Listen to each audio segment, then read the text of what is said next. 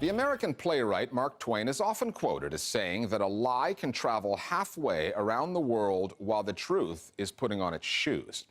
That statement is relevant to this report for two reasons. Firstly, never has it been truer than in the digital age. And secondly, Mark Twain never said that. It's just been attributed to him so often that people now believe it to be true. Social media is treated as an established news source, despite being loaded with speculation and misinformation that all too often finds its way into mainstream news coverage. And that happens, for the most part, because news organizations want the traffic. They need readers, viewers, or listeners to survive. However, a recent study concluded that when journalists relying on social media as a source get it wrong, misleading news consumers, seldom do they or their news outlets go back and correct the record.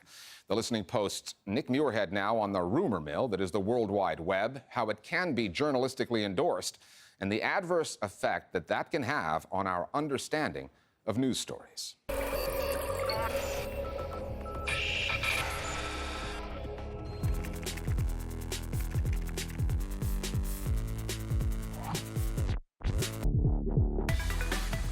Not every story you find on social media is true.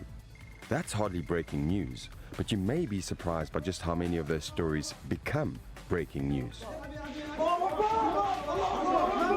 There was a piece of video inserted into social media that showed a boy and a girl from Syria being shot at in the street.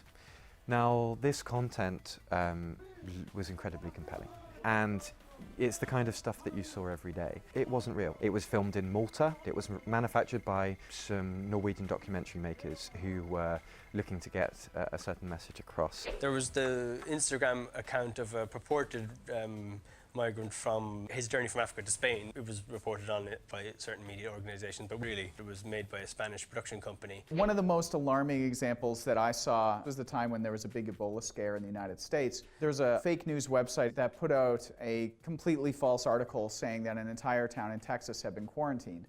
And this was shared on Facebook just an insane amount of times. And it actually started to create a panic in that part of Texas. It was getting around so much. So some of the local news organizations actually did the right thing and they started to debunk it and said, well, this isn't true. But when you compare the amount of social shares, particularly on Facebook, for the false story against the real ones, I mean, there was no competition. How complicit are the media in spreading misinformation or online rumors? That was the subject of a study conducted by Craig Silverman for Columbia University's Tower Center for Digital Journalism in New York City. He discovered that in the digital age, there are some troubling practices emerging in newsrooms. Headlines like these, for example, that use heavy insinuations when actually they're reporting unverified claims, or the lack of basic verification applied to content that gets published, meaning that hoaxers and attention seekers often make the news. And perhaps the most common problem of all, the attribution game. Hedging language that allows journalists to say just about anything, so long as they preface it with reportedly, apparently, allegedly, and according to. It really kind of took just one news organization to touch a rumor, to start talking about it. And then once they had done that, that sort of gave everybody else license to say, oh, well, you know, they covered it, so now we can just point to them. And at a certain point, the source of the information was just completely unknown to people because it was just a bunch of news articles pointing to each other, and you didn't realize that it all came from a single tweet or a single claim. And if then it's found that in that story there's an inaccuracy, if there's a claim which isn't true, it's very hard to stop that traveling around the world.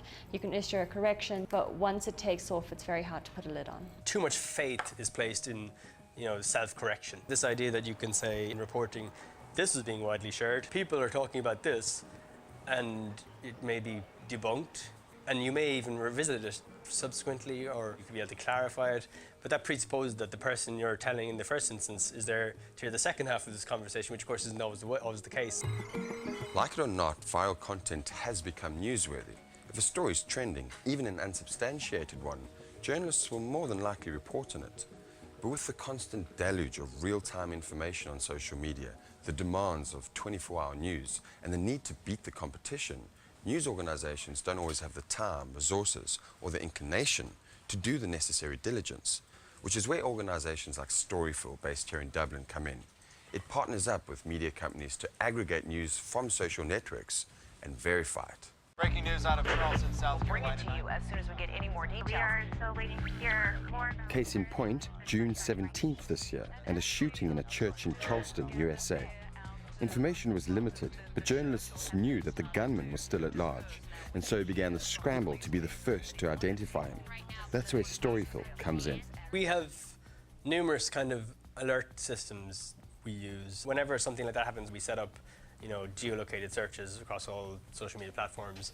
We follow or make lists based on people in the area who we think might be sources of information and so on.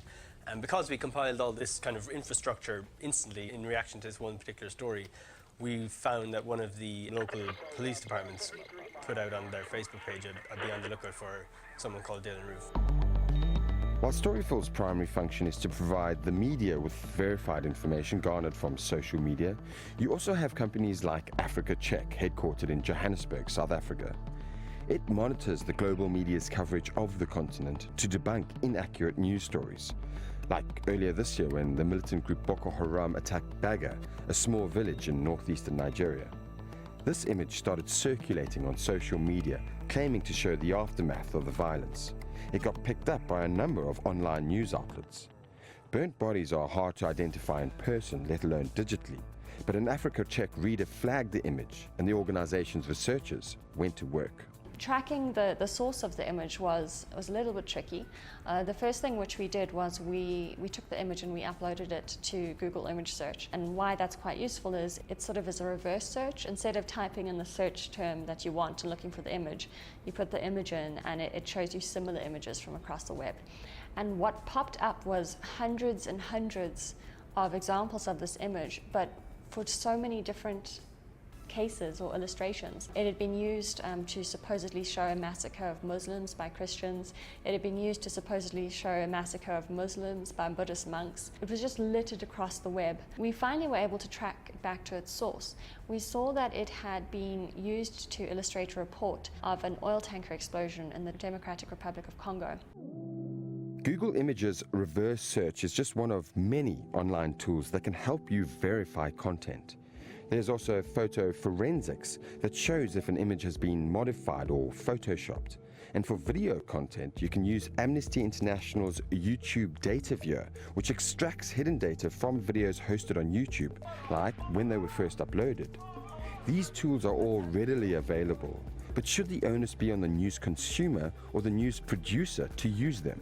The concept of news consumers going to a website to check the veracity of content broadcast by news organizations or published by news organizations seems a little odd to me. It seems to me that they should be able to trust the news organizations, that they are seeing this content in the first place. A lot of newsrooms, unfortunately, aren't giving that training yet, and so there might be some people in a newsroom who know about reverse image search and who know some other basic verification techniques, but a lot of journalists, if they're seeing it used by one news organization, assume that it's been vetted and then they'll pick it up. So it just takes one, and then you can sort of get this swarm that happens. In Journalism 101, you're told to consider the source. But some journalists may need reminding that first you need to locate the source, the original source, and then consider it. Because to paraphrase what Mark Twain reportedly said, a lie can travel halfway around the world and all the way around the World Wide Web, while the truth is putting on its shoes.